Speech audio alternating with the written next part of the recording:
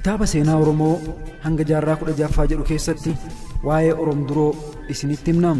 Barreessonni seenaa hedduu ummata Oromoo ilaalchisanii yeroo barreessan Oromoo damee gurguddoo Booranaaf bareentumaa jechuun iddoo lamatti adda baasaa turaniiru.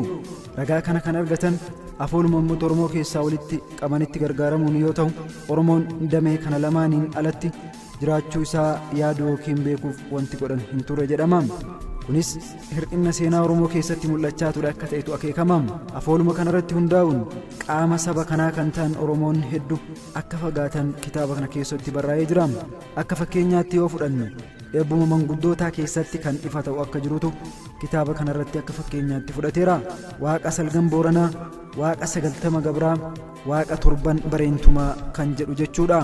Jechoota kana keessatti Booranaa fi bareentumni siyaasaa fi carraa hidda dhaloota isaanii ifatti himamaa fi barreeffamaa kan ture yoo ta'u, kan 90 Gabraa garuu ifa osoo hin ta'in hanga ammaatti dhokatee jira jedhama.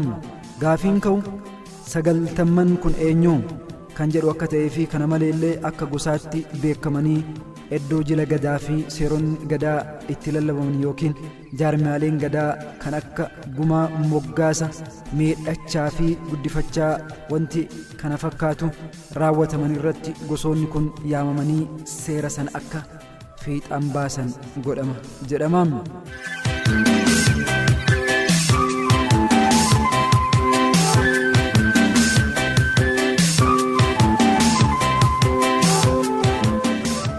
Kitaaba kana keessatti barraa'ee akka jirutti kana malee Oromoota Booranaaf bareentumaa keessatti hin hammataman safu qabeessa yookiin hangafa jechuun ulfinna aadaattu kennamaafi. Haa ta'uutii Oromoonni kun siyaasaa sirna gadaa keessatti iddoo olaanaa argachuuf dhabuu keessatti hanqinnatu mul'achaa ture. Kunis akka alagaa yookiin gosa dhiyootti ilaalamaa turaniiru. Oromoota damee Oromoo Booranaaf bareentumaa keessatti hin mul'anneef akka Oromootti beekamtii qabaatanis hidda latiinsaa keessatti hin qabamne. Kun iddoo tokko tokkotti Oromduroo yoo jedhaman, iddoo biraatti immoo Oromdur jedhamanii beekamu. Oromduroo jechuun Oromoo aadaa durii hordofu yookiin nama Booranaaf bareentumaan ala ta'e jechuu akka ta'etu kitaaba seenaa Oromoo hanga jaarraa 16ffaa jedhu fuula 97 irratti barraa'ee jira. Oromoo kontomaa jechuun immoo Oromoota miiliyoona yookiin hedduu jechuudha. Kunis Oromoo bal'aa jechuu isaatiin. Innis Booranaaf bareentuma dabalatee akkasumallee gosoota biraa isaan alatti argaman mara kan hammatudha.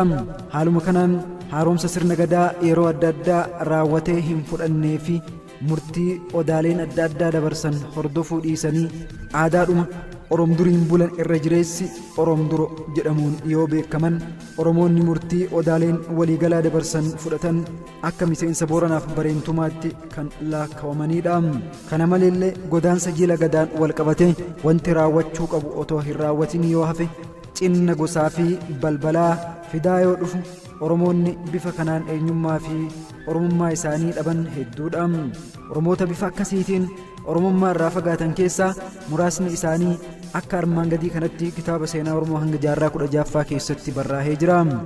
Oromoota Marawwaa, Hadiyyaa, Konsoo, Waasoo, Ofla, Dhummuuga, Meeruu, Sidaama, Darasoo, Ammaaroo, Daamota, Saakkuyyee, Beendila, Waalaaqaa, Gurraa fi kan kana fakkaatan akka ta'etu himama.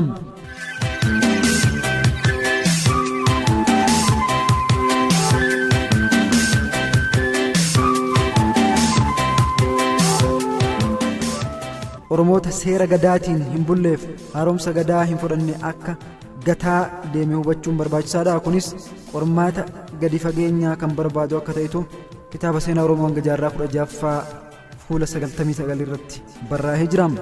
Yaadni kunis Oromoota Booranaaf bareentumaa ofiin jedhan Oromduro jidduutti kan uumame yoo ta'u, yeroo booda warri Booranaaf bareentuu abbootii malkaa ta'aa yoo deeman Oromduro gabbaroo yookiin abbaa malkaa kan hin ta'inidha. Dhugatti ragaan afoolaan dhiyaate kun seenaa ofii waan fokkisaa tokko jalaa miliqsuuf yoo ta'e malee sababa sirrii hin fakkaatu. Sababni isaas warri Booranaa olaantummaa waraanaa waan qabaniif waa'ee olaantummaa isaanii kan agarsiisu ololaaf itti fayyadamuu danda'u. Kanaan olitti afoollee Oromoo Maccaa Wallaggarraa walitti qabamee ifatti waan hin mul'anne tokko agarra. Wanti kun immoo qormaata seenaaf ragaa guddaadha. Kunis Oromoonni Oromduru jedhaman kun yoom akka Wallagga keessa qubatan yeroon hin argisiisu. Manguddoonni Oromoo Maccaa kan Wallaggaas akka jedhanitti Oromoon erga naannicha keessa qubatee jiraachuu eegale dhaloota 20 ol lakkoofsiisee akka jiru dubbatu. Kunis jireenya Oromoo jaarraa 16ffaan dura ta'uun isaa mirkaneessa.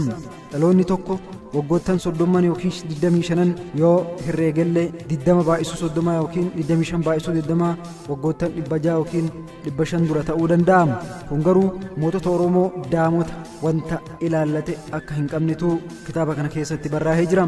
Kana jechuun bara 2004 irraa waggaa 600 yoo hir'ifne 1404 yookiin jalqaba jaarraa 15ffaa yookiin 1504 jalqaba jaarraa 16ffaa yoo xiqqaate Oromoonni Oromduroo jedhamuun beekaman naannoo Booranaa kan gaan yoo ta'u warri kaan achuma akka turan himama. Kanarraa ka'uun Oromduroon naannoo Wallaggaa fi lixa Oromiyaa keessa tamsa'anii jiraachaa turuu isaaniitu tilmaamama. Akka afoola kanaatti Oromoon Booranaa jalqaba jaarraa 15ffaa yookiin jalqaba jaarraa 16ffaa naannoo Wallaggaa qubataniiru. Yaanni jedhu quubsaa ta'uu baatus dhugaa fakkaata.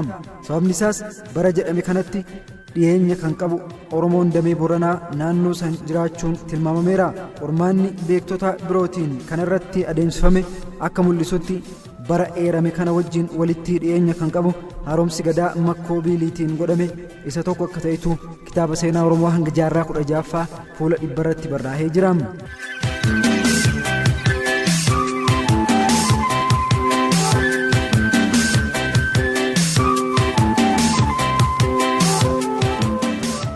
Xuuxeen Bisil bara 1480 dura wirtuu amantiif siyaasaa Oromoo Maccaa akka ture tilmaamaniiru. Barreeffama Nagaasoo irratti bara eerame kanatti Oromoonni naannoo sanatti argaman Oromdura ta'uu fi qormaata konfederaa yookiin damee Booranaa keessa socho'an ta'uu wanni mul'isu hin jiru. Ta'ullee ragaa barreeffama Nagaasoo Gidaadaa cinatti barreeffama Mahammad Hassan za Oromoo fi za Itoophiyaa jedhu keessatti waa'een konfedera Afree fi Sadachaa kaasuun xiinxalli gosti Oromduroo fi Booranaa yoom jalqaban Macca keessa qubatan isa jedhuuf deebii ta'a waan ta'eef qabxiiwwan tokko tokko kaasuun barbaachisaa ta'e akka mul'ateetu kitaaba seenaa Oromoo hanga jaarraa 16ffaa keessatti barraa'ee jira. Maccaaf Tuulamni jalqaba Odaa Nabee wirtuu amantii fi siyaasaa godhatanii akka turan ni ibsu. Booda Macca keessa gosoonni akka Hankaako, Gaaliyya, Guduruu fi Liiban kophatti baanii sochii isaanii gara lixaatti akka godhan ni ibsu. Qomoon kun arfanis konfedera afur jedhamee adda baasa. Kitaaba Baahiree wabeeffachuun maambara sana akka ibsetti konfedera Afree kan hundeeffame bara gadaan Roobalee 1570-1578 aangoorra ture ta'uu kaasa.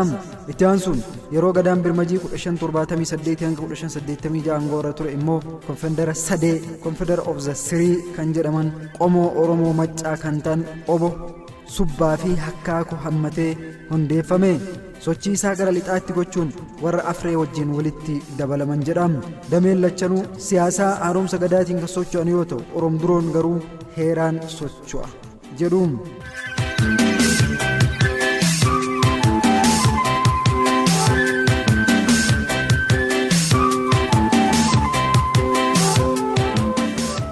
Egaa akka Mahammad Hassan jedhutti Oromoon Maccaa konfedera yookiin gurmuu Booranaa jalatti qoodamanii Shawaa lixaa dabalatee Wallagga, Jimmaa fi Lubbaaboor keessa qubatan bara olitti eerame kana booda ta'uu ibsam.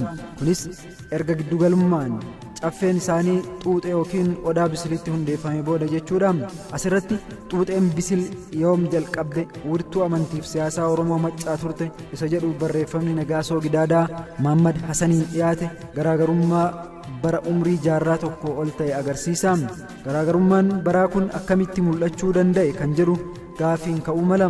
Irra caalaa wirtuun amantii siyaasaa erga konfederii yookiin gurmuun Booranaaf bareentumaa uumamee booda gosti Oromoo wirtuuwwan kana hundeessan irratti qooda guddaa qabaachuu turan gosoota konfederaa yookiin gurmuu kana keessatti hammataman jedhama. Haaluma kanaan Oromoon tikfattee turan gurmuu Booranaa jalatti hundaa'anii sochii isaanii naannoo madda Walaabuutti tilmaamaan bara 1450 akka eegalan afoolaan himamaa. Kanaaf Oromoon Maccaa bara 1480tti xuuxee bisil giddugala caffee isaanii godhatanii kan Nagaasoon barreessan tarii bara eeran kanatti gurmuu Booranaa keessaa Oromoonni socho'an naannoo isaan eeran sana waan gahan hin fakkaatu. Kanaaf barri isaan eeran kun yeroo itti Oromoonni Oromduroo jedhaman achi jiraatan ta'uu tilmaamama. Afoolli Oromoo Oromduros kanuma dhugoomsama.